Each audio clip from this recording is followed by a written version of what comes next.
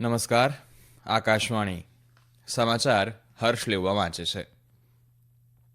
રાષ્ટ્રપતિ દ્રૌપદી મુર્મુએ સનદી સેવાના અધિકારીઓને કાર્યક્ષમ અને કુશળ વહીવટ માટે artificial intelligence, big data analytics જેવી નવીનતમ તકનીકીનો ઉપયોગ કરવા જણાવ્યું છે. પ્રધાનમંત્રી અને ભાજપના વરિષ્ઠ નેતા નરેન્દ્ર મોદી કેરળમાં આજે પલ્લક્કડ શહેરમાં રોડ શો કરીને ચૂંટણી પ્રચારની શરૂઆત કરશે. કેન્દ્રીય ચૂંટણી પંચે લોકસભાની ચૂંટણી પહેલા ગુજરાત સહિત 6 રાજ્યોના ગૃહ સચિવો અને પશ્ચિમ બંગાળના પોલીસ મહાનિદેશકની બદલી કરી છે. કેન્દ્રીય ચૂંટણી પંચે જાહેર કરેલા કાર્યક્રમ મુજબ સિક્કિમ વિધાનસભાની ચૂંટણી માટેનું જાહેરનામું આવતીકાલે બહાર પડશે. માયામી ઓપન ટેનિસમાં ભારતના સુમિત નાગલે પુરુષ સિંગલ્સ કેટેગરીમાં રાઉન્ડ ઓફ 64માં પ્રવેશ મેળવ્યો છે અને Swiss open super 300 badminton tournament 2024 આજથી સ્વિટ્ઝરલેન્ડના બેસલમાં શરૂ થશે. રાષ્ટ્રપતિ દ્રૌપદી મુર્મુએ સનદી સેવાના અધિકારીઓને કાર્યક્ષમ અને કુશળ વહીવટ માટે આર્ટિફિશિયલ ઇન્ટેલિજન્સ, બ્લોકચેન અને બિગ ડેટા એનાલિટિક્સ જેવી નવીનતમ તકનીકીનો ઉપયોગ કરવા જણાવ્યું છે. તેમણે જણાવ્યું હતું કે સમૃદ્ધ અને વૈવિધ્યસભર અનુભવો નવા વિચારો અને નવી તકનીકોનું સંકલન કરી શકે છે. રાષ્ટ્રપતિ મુર્મુ ગઈકાલે રાષ્ટ્રપતિ ભવનમાં રાજ્યના સનદી સેવાઓના અધિકારીઓને સંબોધિત કરી રહ્યા હતા. અધિકારીઓ Lal Bahadur Shastri national academy of administration Mussoorie ખાતે 125માં ઇન્ડક્શન ટ્રેનિંગ પ્રોગ્રામમાં ભાગ લઈ રહ્યા છે. પ્રધાનમંત્રી અને ભાજપના વરિષ્ઠ નેતા નરેન્દ્ર મોદી કેરળમાં એનડીએ ઉમેદવારોના સમર્થનમાં આજે પલ્લક્કડ શહેરમાં રોડ શો કરીને ચૂંટણી પ્રચારની શરૂઆત કરશે. આ રોડ શો કોટ્ટા મેદાનથી નગરના હેડ પોસ્ટ ઓફિસ રોડ સુધીના 1 કિલોમીટરના પટમાં યોજાશે. રોડ શો પછી શ્રી મોદી તમિલનાડુના સાલેમ જવા રવાના થશે, જ્યાં તેઓ આજે બપોરે એક જાહેર સભાને સંબોધશે. પ્રધાનમંત્રી અને ભાજપના વરિષ્ઠ નેતા નરેન્દ્ર મોદીએ ગઈકાલે કર્ણાટક અને તેલંગાણામાં ચૂંટણી રેલીઓને સંબોધી હતી. કર્ણાટકના શિવમોગા જિલ્લામાં જાહેર સભામાં બોલતા શ્રી મોદીએ કહ્યું કે દેશ વિકાસ પર ભાજપનું કાર્ય જોયું છે. ચૂંટણી કમિશનર જ્ઞાનેશ કુમાર અને ડોક્ટર સુખવીરસિંહ સંધુ ગઈકાલે રાષ્ટ્રપતિ ભવનમાં રાષ્ટ્રપતિ દ્રૌપદી મુર્મુને મળ્યા હતા. બંને ચૂંટણી કમિશનરોની નિમણૂક ગયા અઠવાડિયે કરવામાં આવી હતી. કેન્દ્રીય ચૂંટણી પંચે લોકસભાની ચૂંટણી પહેલા ગુજરાત સહિત 6 રાજ્યોના ગૃહ સચિવો અને પશ્ચિમ બંગાળના પોલીસ મહાનિદેશકની બદલી કરી છે. સૂત્રોના જણાવ્યા મુજબ ગુજરાત, ઉત્તર પ્રદેશ, બિહાર, ઝારખંડ, હિમાચલ પ્રદેશ અને ઉત્તરાખંડમાં ગૃહ સચિવોની બદલી કરાઈ છે. મિઝોરમ અને હિમાચલ પ્રદેશના સામાન્ય વહીવટ વિભાગના સચિવોની પણ બદલી કરવામાં આવી છે. આ ઉપરાંત બૃહન મુંબઈ મહાનગરપાલિકાના કમિશનર ઇકબાલસિંહ ચહલ અને એડિશનલ કમિશનરની પણ બદલી કરવાનો નિર્દેશ અપાયો છે. કેન્દ્રીય ચૂંટણી પંચે જાહેર કરેલા કાર્યક્રમ મુજબ સિક્કિમ વિધાનસભાની ચૂંટણી માટેનું જાહેરનામું આવતીકાલે બહાર પડશે. ઉમેદવારી પત્રો ભરવાની છેલ્લી તારીખ 27મી માર્ચ હશે. 28મીએ ઉમેદવારી પત્રોની ચકાસણી કરાશે, જ્યારે ઉમેદવારી પત્રો પાછા ખેંચવાની છેલ્લી તારીખ 30મી માર્ચ છે. મતદાન 19મી એપ્રિલે, જ્યારે વિધાનસભાની ચૂંટણીની મત ગણતરી આગામી 2જી જૂને અને લોકસભાની બેઠક માટેની મત ગણતરી 4થી જૂને યોજાશે. સિક્કિમના મુખ્ય ચૂંટણી અધિકારીએ જણાવ્યું છે કે સિક્કિમમાં 4,63,929 મતદારો છે. આ પૈકી 2,32,381 પુરુષ મતદારો અને 2,31,545 મહિલા મતદારો છે. નાણામંત્રી નિર્મળા સીતારમણે ગઈકાલે નવી દિલ્હીમાં એશિયન ડેવલપમેન્ટ બેંકના વાઇસ પ્રેસિડેન્ટ ભાર્ગવદાસ ગુપ્તા સાથે મુલાકાત કરી છે.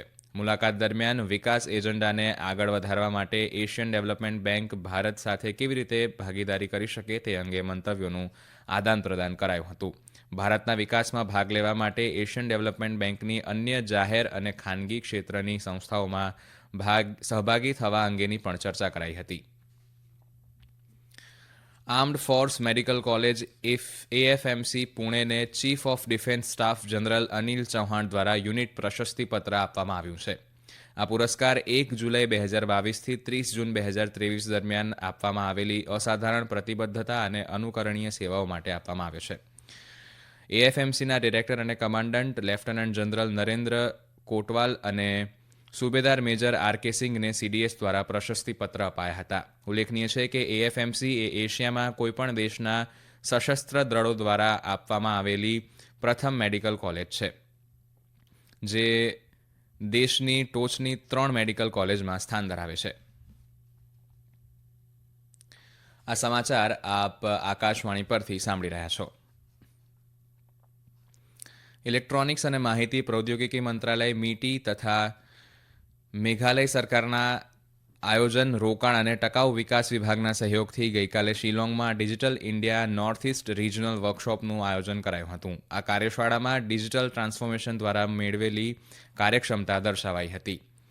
ઇલેક્ટ્રોનિક્સ અને આઈટી મંત્રાલયના સચિવે જણાવ્યું હતું કે મેઘાલયે સંયુક્ત રાષ્ટ્ર પુરસ્કાર જીતીને સમગ્ર રાષ્ટ્રને ગૌરવ અપાવ્યું છે. માયામી ઓપન ટેનિસમાં ભારતના સ્ટાર ખેલાડી સુમિત નાગલે મેન્સ સિંગલ્સ કેટેગરીમાં રાઉન્ડ ઓફ 64માં પ્રવેશ મેળવ્યો છે. નાગલે ગઈકાલે રાત્રે ક્વોલિફાઈંગ રાઉન્ડમાં કેનેડાના ગેબ્રિયલ ડાયલોને સીધા સેટમાં 7-6, 7-2થી હરાવ્યો હતો. શુક્રવારથી રાઉન્ડ ઓફ 64નો પ્રારંભ થશે. અત્યાર સુધી નાગલ ક્વોલિફાઈંગ એન્ટ્રી લિસ્ટમાં 16મા ક્રમાંકે છે.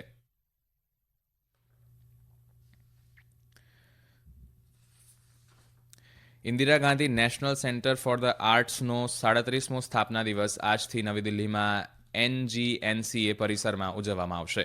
3 દિવસીય કાર્યક્રમમાં વિવિધ કાર્યક્રમોનું આયોજન કરવામાં આવશે, જેમાં શાસ્ત્રીય સંગીત, સંગીતના સાધનો, નૃત્ય, ફૂલોની હોળી, વર્કશોપ અને બાસ્કેટરી પ્રદર્શનનો સમાવેશ થાય છે.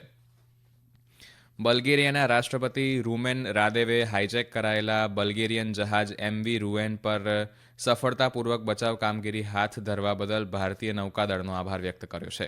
ગઈકાલે એક સોશિયલ મીડિયા પોસ્ટમાં રાષ્ટ્રપતિ રાદેવે 7 બલ્ગેરિયન નાગરિકો સહિત તેના ક્રૂને બચાવવા બદલ ભારતીય નૌકાદળનો આભાર માન્યો હતો. અફઘાનિસ્તાને આરોપ કર્યો છે કે પાકિસ્તાને કરેલા હવાઈ હુમલામાં અફઘાનિસ્તાનના 8 લોકો માર્યા ગયા છે. શનિવારે ખૈબર પખ્તુનખ્વાના ઉત્તર વઝીરિસ્તાનમાં થયેલા હુમલામાં 7 પાકિસ્તાની સૈનિકો માર્યા ગયા બાદ આ હુમલા કરવામાં આવ્યા છે. મીડિયા અહેવાલો અનુસાર ગઈકાલે ઇસ્લામાબાદ અને કાબુલ વચ્ચે તણાવભર્યું વાતાવરણ સર્જાયું હતું. પાકિસ્તાને અફઘાનિસ્તાનમાં ઇન્ટેલિજન્સ આધારિત એન્ટી ટેરરિસ્ટ ઓપરેશન્સ હાથ ધરવાનું સ્વીકાર્યું છે. પાકિસ્તાને કહ્યું છે કે આ હુમલામાં સરહદી વિસ્તારોમાં છુપાયેલા સશસ્ત્ર જૂથોને નિશાન બનાવવામાં આવ્યા હતા. અમેરિકી રાષ્ટ્રપતિ જો બાઇડને ઇઝરાયેલના પ્રધાનમંત્રી બેન્જામિન નેતન્યાહુ સાથે ફોન પર વાત કરી હતી અને કહ્યું હતું કે રફાહમાં આક્રમણ એ ભૂલ હશે. વધતા તણાવ વચ્ચે બંને નેતાઓ 1 મહિનામાં પ્રથમ વખત ટેલિફોન પર વાત કરી રહ્યા હતા. વ્હાઇટ હાઉસના રાષ્ટ્રીય સુરક્ષા સલાહકાર જેક સુલિવાનના જણાવ્યા મુજબ અમેરિકન પ્રમુખે નેતન્યાહુને કહ્યું હતું કે ગ્રાઉન્ડ સ્ટ્રાઇક વધુ નિર્દોષ નાગરિકોના મૃત્યુ તરફ દોરી જશે અને ત્યાં પહેલાથી જ ગંભીર માનવતાવાદી સંકટ વધુ ખરાબ થશે. ગાઝામાં અંધાધૂંધી વધુ થશે અને ઇઝરાયેલ આંતરરાષ્ટ્રીય સ્તરે અલગ થઈ જશે. Swiss open super 300 badminton tournament 2024 આજથી સ્વિટ્ઝરલેન્ડના બેસલમાં શરૂ થશે. પુરુષોની સિંગલ્સમાં ભારતના 7મા ક્રમાંકિત લક્ષ્ય સેન રાઉન્ડ ઓફ 32માં મલેશિયાના લિયોંગ જુન હાઓ સામે પોતાની રમત શરૂ કરશે, જ્યારે કિદામ્બી શ્રીકાંત તાઇવાનના વાંગ ત્સુ વેઈ સામે ટકરાશે. મહિલા સિંગલ્સમાં 4થી ક્રમાંકિત પીવી સિંધુનો મુકાબલો રાઉન્ડ ઓફ 32માં જર્મનીની યવોન લી સામે થશે. મહિલા ડબલ્સમાં અશ્વિની પોનપ્પા અને તનિષા ક્રાસ્ટોની 6ઠ્ઠી ક્રમાંકિત જોડીનો મુકાબલો ઇન્ડોનેશિયાની મેલિસા ટ્રાયસપુસ્પતારી અને રશેલ એલેસિયા રોઝ સામે થશે. મુખ્ય સમાચાર ફરી એકવાર. રાષ્ટ્રપતિ દ્રૌપદી મુર્મુએ સનદી સેવાના અધિકારીઓને કાર્યક્ષમ અને કુશળ વહીવટ માટે artificial intelligence, big data analytics જેવી નવીનતમ તકનીકોનો ઉપયોગ કરવા જણાવ્યું છે. પ્રધાનમંત્રી અને ભાજપના વરિષ્ઠ નેતા નરેન્દ્ર મોદી કેરળમાં આજે પલ્લક્કડ શહેરમાં રોડ શો કરીને ચૂંટણી પ્રચારની શરૂઆત કરશે. કેન્દ્રીય ચૂંટણી પંચે લોકસભાની ચૂંટણી પહેલા ગુજરાત સહિત 6 રાજ્યોના ગૃહ સચિવો અને પશ્ચિમ બંગાળના પોલીસ મહાનિદેશકની બદલી કરી છે. કેન્દ્રીય ચૂંટણી પંચે જાહેર કરેલા કાર્યક્રમ મુજબ સિક્કિમ વિધાનસભાની ચૂંટણી માટેનું જાહેરનામું આવતીકાલે બહાર પડશે. માયામી ઓપન ટેનિસમાં ભારતના સુમિત નાગલે પુરુષ સિંગલ્સ કેટેગરીમાં રાઉન્ડ ઓફ 64માં પ્રવેશ મેળવ્યો છે અને Swiss open super 300 badminton tournament 2024 આજથી સ્વિટ્ઝરલેન્ડના બેસલમાં શરૂ થશે. આકાશવાણી પરથી સમાચાર પૂરા થયા. નમસ્કાર.